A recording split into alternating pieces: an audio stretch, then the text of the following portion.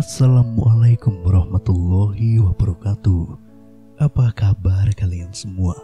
Semoga Allah selalu memberikan kita kesehatan dan juga rezeki yang melimpah untuk kita semua. Amin, amin ya rabbal alamin. Bantu channel ini dengan cara subscribe, dan semoga kisah ini bisa bermanfaat untuk kita semua. Kisah seorang pemulung yang ditolong oleh TNI yang ternyata anak angkatnya. Ikhlas yang sebenarnya merupakan sebuah bentuk ibadah yang hanya bisa dirasakan oleh hati dan tidak kasat mata. Karena semua dilakukan bukan untuk mencari pujian di mata manusia, namun hanyalah untuk meraih keridhaan Allah.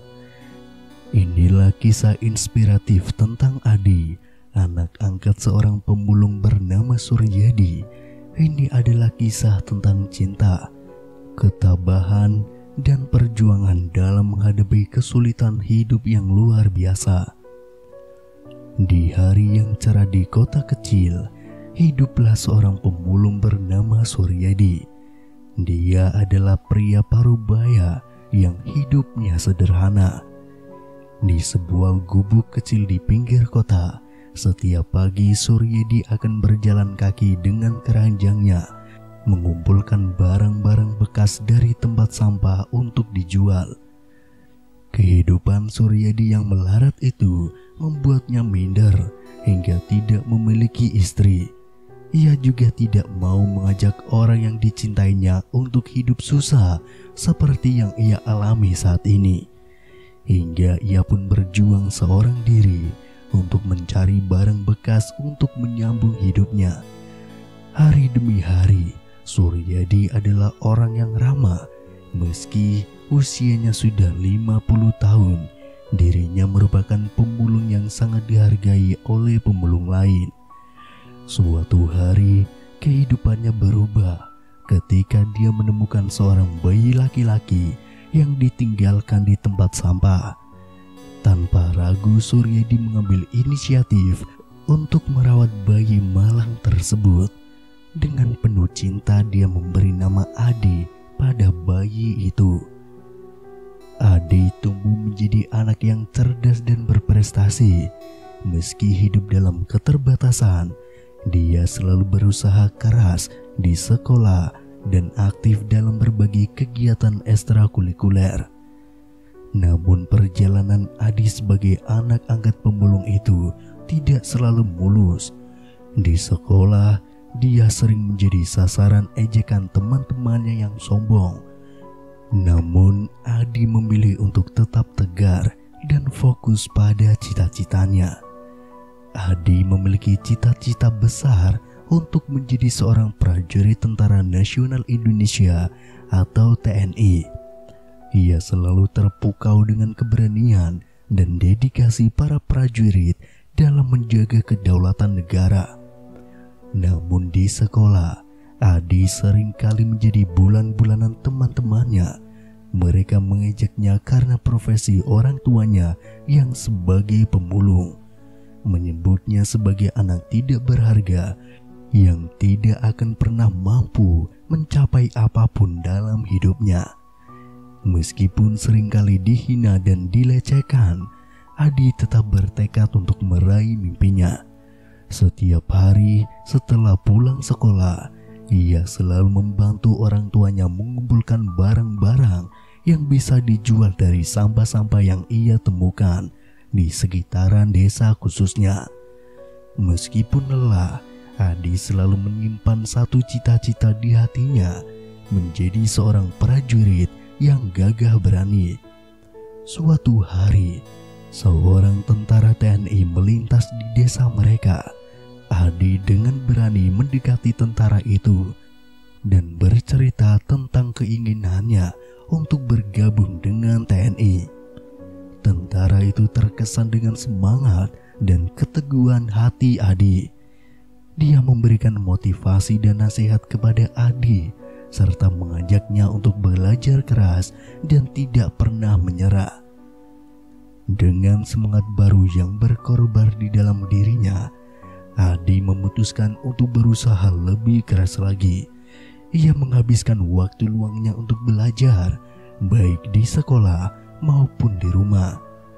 Meskipun masih sering mendapatkan hinaan dan ejekan dari teman-temannya, Adi tidak pernah menyerah. Setelah lulus dari sekolah menengah, Adi mendaftarkan diri untuk bergabung dengan Akademi Militer. Meskipun ia hanya memiliki sedikit uang dan tidak memiliki dukungan finansial yang baik, Adi tidak pernah ragu-ragu. Ia percaya bahwa dengan ketekunan dan kerja kerasnya, ia akan berhasil meraih mimpinya. Dengan keajaiban dan dukungan dari beberapa donatur yang terkesan dengan tekadnya, Adi berhasil masuk ke Akademi Militer. Di sana ia belajar dengan giat dan tekun. Meskipun awalnya ia sering merasa kewalahan dengan tugas-tugas dan pelajaran-pelajaran yang diberikan, Adi tidak pernah menyerah. Akhirnya setelah bertahun-tahun perjuangan dan pengorbanan, Adi lulus dari Akademi Militer dengan prestasi yang gemilang. Ia menjadi salah satu prajurit terbaik di angkatannya. Ketekunan, keberanian, dan semangat pantang menyerahnya membuatnya dihormati oleh semua orang di sekitarnya. Adi pun akhirnya mencapai mimpinya. Dia menjadi seorang prajurit TNI yang gagah dan berani, siap mengabdikan dirinya untuk menjaga kedaulatan negara dan melindungi rakyatnya. Namun suatu hari, kebahagiaan Pak Suryadi hancur berkeping-keping. Adi, anak semata wayangnya, pergi untuk menjalankan tugas sebagai anggota TNI dan mengetahui kalau Adi telah hilang dalam tugasnya tersebut. Pak Suryadi merasa dunianya runtuh. Dia mencari Adi di setiap sudut kota, meminta bantuan kepada siapapun yang dia temui, tetapi tidak ada satupun yang tahu keberadaan anaknya. Malam itu, Pak Suryadi duduk di pinggir jalan dengan mata yang berkaca-kaca. Dia merasa hampa dan putus asa.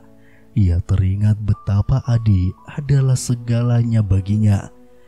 Adi adalah alasan dia bangun setiap pagi, alasan dia bekerja keras, dan alasan dia berharap untuk masa depan yang lebih baik. Dalam keputusasaan yang mendalam, Pak Suryadi memutuskan untuk mencari Adi dengan segala cara. Dia menemui polisi, menggantungkan selembaran hilangnya Adi di setiap tempat yang dia bisa, dan bahkan melakukan pencarian sendiri ke tempat-tempat yang tidak terjangkau oleh orang lain. Hari demi hari berlalu tanpa adanya kabar tentang keberadaan Adi. Pak Suryadi semakin lemas dan putus asa. Namun ia tidak pernah menyerah. Setiap malam dia berdoa dengan penuh harapan, memohon kepada Tuhan untuk membawa kembali Adi ke pelukannya. Suatu hari, saat dia sedang menyusuri jalan-jalan kota dengan langkah yang lesu, Pak Suryadi tiba-tiba jatuh pingsan di tepi jalan. Dia ditemukan oleh seorang laki-laki baik hati yang membawa Pak Suryadi ke rumah sakit terdekat. Setelah diperiksa oleh dokter dan diketahui bahwa Pak Suryadi menderita penyakit serius yang membutuhkan perawatan intens, Pak Suryadi tidak mampu mendapatkan perawatan medis yang layak karena keterbatasan finansial. Pak Suryadi merasa putus asa dan tidak tahu harus melakukan apa. Beberapa hari berlalu, datanglah seorang pria anggota TNI yang mendengar kabar kalau di rumah sakit ada pemulung yang sedang dirawat dan mengalami kekurangan finansial, sehingga keadaannya semakin memprihatinkan. Setelah pria TNI mengetahui kondisi Pak Suryadi, dia merasa tidak tega melihat sesama warga negara menderita. Tanpa ragu dia langsung mengambil inisiatif untuk membantu. Pertama-tama dia menghubungi rekan-rekan dalam jaringan TNI dan menjelaskan situasi Pak Suryadi. Tidak butuh waktu lama bagi rekan-rekannya untuk merespon dengan sigap. Mereka segera mengatur sebuah tim untuk mengunjungi Pak Suryadi dan mengevaluasi kondisinya secara langsung. Setelah melihat keadaan Pak Suryadi, mereka memutuskan bahwa ia harus segera diberikan perawatan medis yang memadai. Tim TNI tidak hanya memikirkan perawatan medis, tetapi juga mencari solusi untuk masalah finansial Pak Suryadi. Mereka memulai kampanye penggalangan dana di antara anggota TNI serta di komunitas sekitar. Informasi tentang kondisi Pak Suryadi dan kebutuhan medisnya tersebar dengan cepat dan banyak orang yang ingin membantu. Selain itu, pria tersebut juga menghubungi lembaga-lembaga kesehatan dan organisasi amal untuk meminta bantuan lebih lanjut. Beberapa rumah sakit dan yayasan kesehatan bersedia memberikan dukungan finansial dan menyediakan fasilitas perawatan medis bagi Pak Suryadi. Selama proses ini, pria TNI dan timnya tetap berada di samping Pak Suryadi. Mereka memberikan dukungan moral, membantunya mengurus administrasi medis, dan menjaga semangatnya tetap tinggi.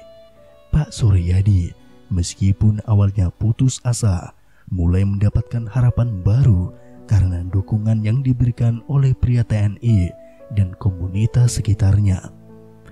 Setelah beberapa hari, upaya penggalangan dana menghasilkan hasil yang luar biasa.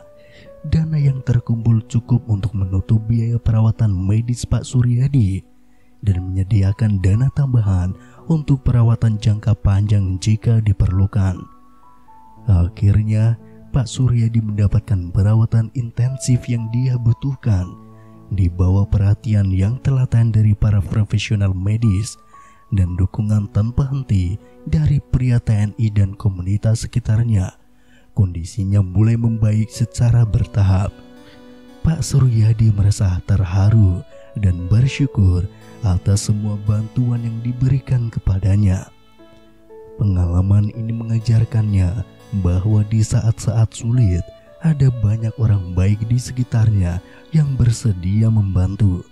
Dan pria TNI yang telah memberikan pertolongan besar kepadanya tidak hanya menyelamatkan nyawanya, tetapi juga mengembalikan kepercayaan dan harapan dalam hidupnya.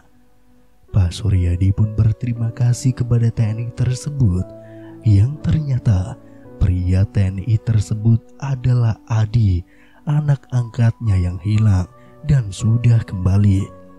Pak Suryadi sangat bersyukur karena telah dipertemukan kembali oleh anaknya itu dan ditolong oleh anaknya tersebut. Pak Suryadi telah menua dan tidak perlu lagi bekerja sebagai pemulung dan dapat menikmati masa pensiunnya dengan tenang. Mereka memiliki rumah yang nyaman dan juga aman. Adi dengan tulus berterima kasih kepada Pak Suryadi atas segala cinta, dukungan, dan perjuangan yang telah dia berikan semasa hidup. Suryadi merasa bahagia dan bangga melihat Adi tumbuh menjadi seorang anggota TNI yang gagah. Dia tahu bahwa keputusannya untuk merawat Adi bertahun-tahun yang lalu adalah keputusan yang benar. Dia sangat bahagia melihat Adi mencapai semua impian dan juga cita-citanya. Kisah Adi dan Pak Suryadi adalah bukti bahwa dengan kerja keras, tekad, dan dukungan dari orang yang peduli, seseorang dapat mengubah nasib dan meraih masa depan yang lebih baik. Mereka telah melewati banyak tantangan dalam hidup mereka, tetapi mereka juga telah menemukan kebahagiaan, kesuksesan, dan cinta dalam perjalanan hidup mereka. Wallahu a'lam bishawab. Wassalamualaikum warahmatullahi wabarakatuh.